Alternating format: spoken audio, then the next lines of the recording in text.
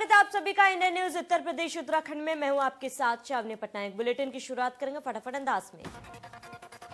केंद्रीय कृषि मंत्री नरेंद्र सिंह तोमर ने राज्यसभा को संबोधित किया। नरेंद्र सिंह तोमर ने कहा, मोदी सरकार की अगुवाई में गांव को मजबूत किया गया और किसानों मजदूरों को सीधी मदद पहुंचाई गई।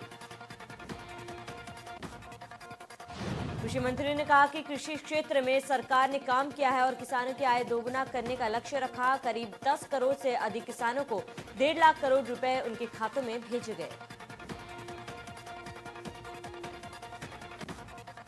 राज्यसभा में विपक्ष पर बरसते हुए कृषि मंत्री ने कहा, खून से खेती सिर्फ कांग्रेस कर सकती है, बीजेपी नहीं। बीजेपी ने हमेशा किसानों का विकास किया। किसान आंदोलन पर नरेंद्र सिंह तोमर ने कहा, विपक्ष सरकार को किसान आंदोलन के मुद्दे पर घेर रहा है और तीनों नए कानूनों को काला कानून बता रहा है, लेकिन इन कानूनों ने काला क्या है कोई ये नहीं बता पाया। कृषि मंत्री बोले, नए एक्ट के तहत किसान अपने सामान को कहीं भी बेच सकता है। अगर एपीएमसी के बाहर कोई ट्रेंड होता है तो किसी तरह का टैक्स नहीं लगेगा।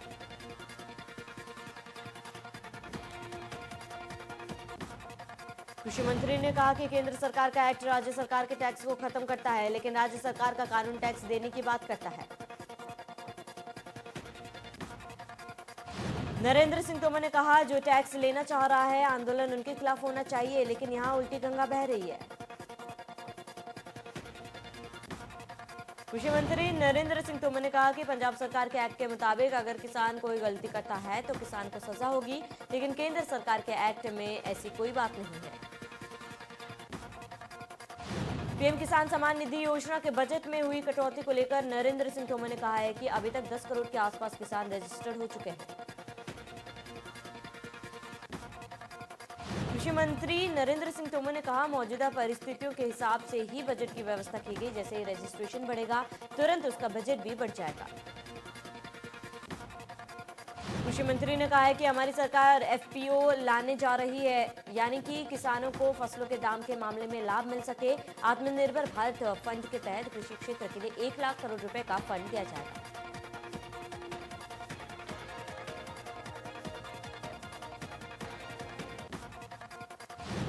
किसानों के लिए योगी सरकार की अच्छी पहल। फसल बेचने के लिए किसानों को शहर जाने की जरूरत नहीं, सरकार गांव के पास ही बाजार खोलने की कर रही है तैयारी। प्रदेश भर में 53 ग्रामीण हाट और बाजार खोलने की तैयारी। किसान बाजारों में सब्जी, अनाज और फल बेच सकेंगे। पेयजल, शौचालय, शेडेड प्लेटफॉर्म की सुविधाएं भी रहेंगी।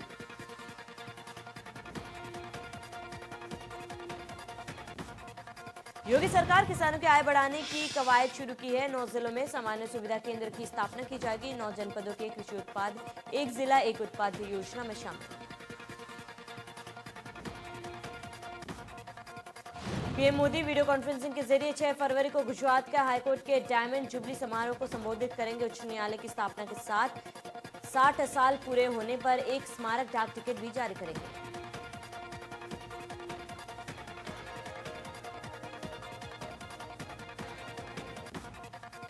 शामली के गांव भैंसवाल में किसानों की महापंचायत। भारी संख्या में महापंचायत में पहुंचे किसान। पंचायत स्थल पर रालोद उपाध्यक्ष भी शामिल।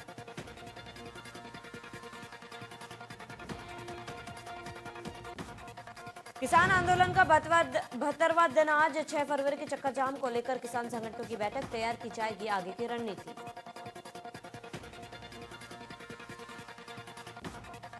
किसान आंदोलन का आज 72वां दिन है और दिल्ली गाजियाबाद के बीच गाजीपुर बॉर्डर पर किसानों का धरना लगातार जारी।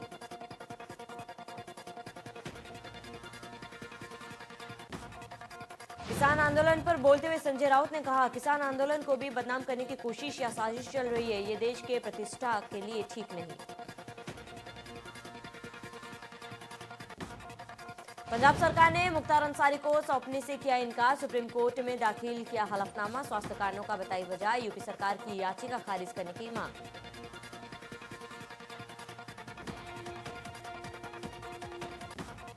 किसान आंदोलन पर डिप्टी सीएम केशव प्रसाद मौर्य ने विपक्ष पर निशाना साधते हुए कहा कि विपक्ष किसानों का इस्तेमाल कर अपनी राजनीति चमका रही है।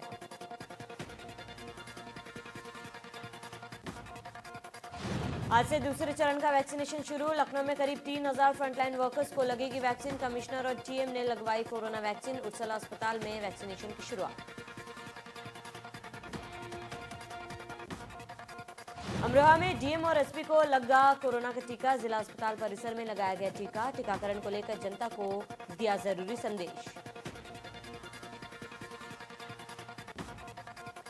आईपैड खरीदने के लिए विधायकों को भेजे गए पत्र। बजट सत्र से पहले सभी विधायकों को खरीदना होगा आईपैड। 50,000 रुपए का विधायक खरीद सकते हैं आईपैड। सरकार करेगी आईपैड की प्रतिपूर्ति। सिद्धार्थनगर के शौरतगढ़ तहसील में एंटी करप्शन की टीम ने एक लेखपाल को 10,000 रुपए रिश्वत लेते हुए रंगे हाथों पकड़ा। वड़ानड़ा में बदमाशों ने घर में घुसकर पति पत्नी की हत्या कर दी। डबल मर्डर से इलाके में मची सनसनी। सूचना के बाद मौके पर पहुंची पुलिस जांच में जुटी है।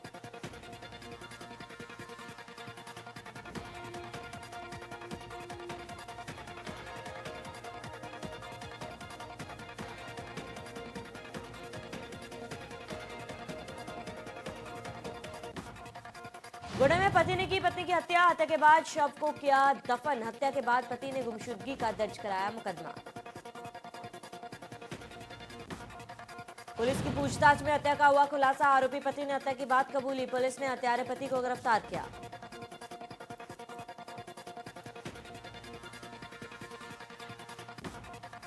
मुरादाबाद में बदमाशों ने अधिवक्ता पर की ताबड़तोड़ फायरिंग। फायरिंग में अधिवक्ता मोहम्मद उबैद को लगी गोली। पुरानी रंजिश का बताया जा रहा है मामला।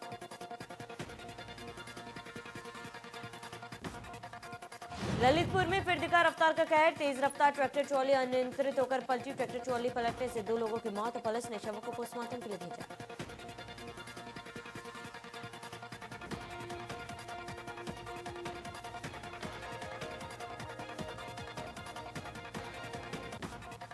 कानपुर के शिवराजपुर थाना क्षेत्र में कार ने बाइक सवार को मारी टक्कर। हादसे में बाइक सवार 2 लोगों की मौत। पुलिस ने पोस्टमार्टम के लिए भेजा।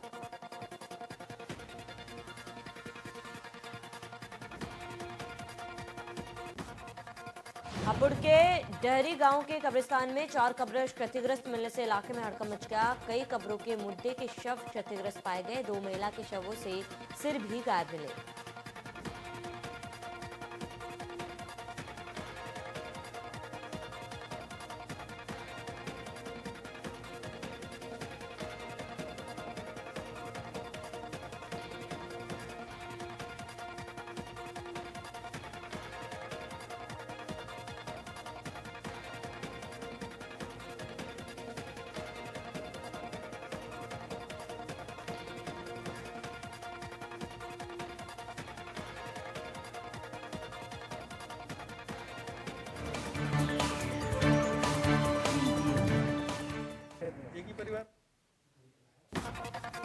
मामले की सूचना मिलते ही भारी संख्या में लोग कब्रिस्तान पर पहुंच गए। लोगों ने पुलिस को मामले की सूचना दी। आनन फानन में पुलिस टीम भी मौके पर पहुंची और लोगों से पूछताछ कर मामले की जांच में जुटी है। लखनऊ में लोक भवन के सामने 3 महिलाएं और 4 पुरुषों ने किया आत्मदाह का प्रयास। मौके पर मौजूद पुलिसकर्मियों ने लोगों को बचाया। पेट्रोल डालकर करने जा रहे थे सामूहिक आत्मदाह। हरदोई का रहने वाला है पीड़ित परिवार। दबंगों पर मकान खाली कराने का आरोप।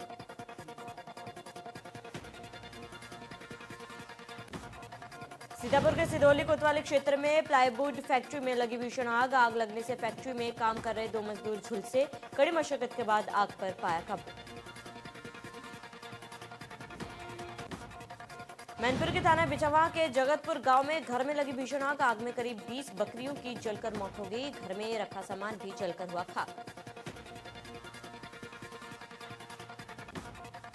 फिरोजाबाद में खड़े ट्रक में भीषण आग लग गई। चालक और परिचालक ने आग भागकर बचाई अपनी जान। सूचना के बाद मौके पर पहुंची फायर ब्रिगेड ने पहुंचकर आग पर काबू पाया।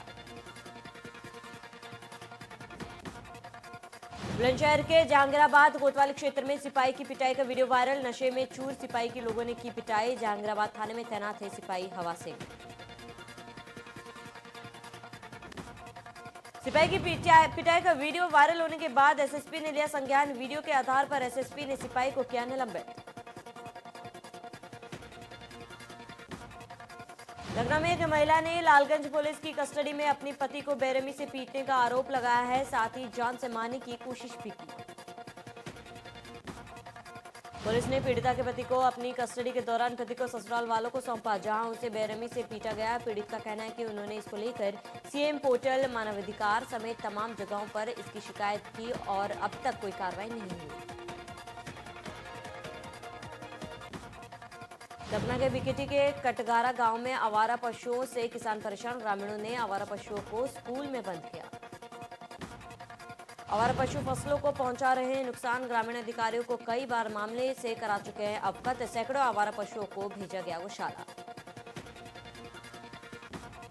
गढ़नवाड़ा के दादरी नरोली गांव की रहने वाली महिला की वैक्सीनेशन के बाद तबियत बिगड़ गई। महिला के परिजनों ने जिला अस्पताल में जमकर किया हंगामा।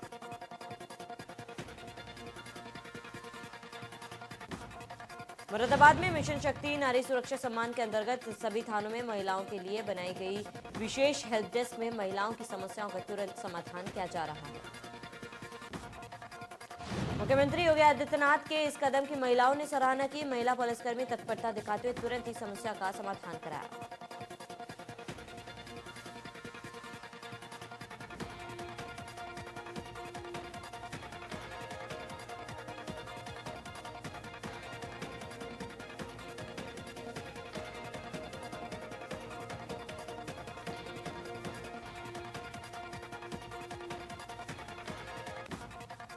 अमरोहा में किसान आंदोलन का अनोखा प्रदर्शन देखने को मिला, जहां किसान अपने बेटी की शादी में ट्रैक्टर से बारात लेकर जाएगा। दूल्हा भी ट्रैक्टर में सवार होकर जाएगा।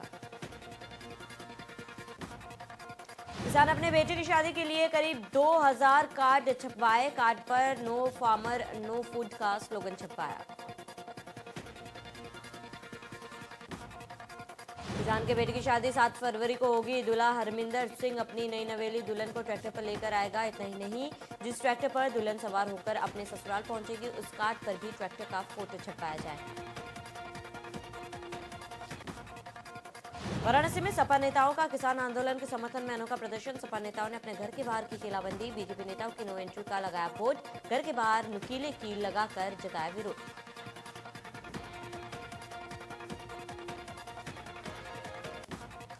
प्रयागराज पहुंचे बॉलीवुड के मशहूर हास्य कलाकार राजपाल यादव ने गंगा में डुबकी लगाई। साथ ही माघ मेले में किन्नर अखाड़ा में भी राजपाल यादव पहुंचे।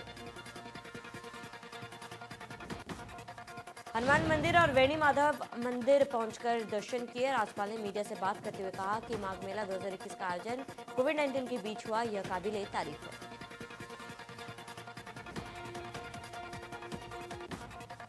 सतना के मंझी निकरोजपुर गांव में पात्र लाभार्थियों को ना तो प्रधानमंत्री आवास मिला और ना ही शौचालय मिला। लोगों का आरोप है कि प्रधान और सचिव अपने करीबियों को योजना का लाभ दे रहे हैं।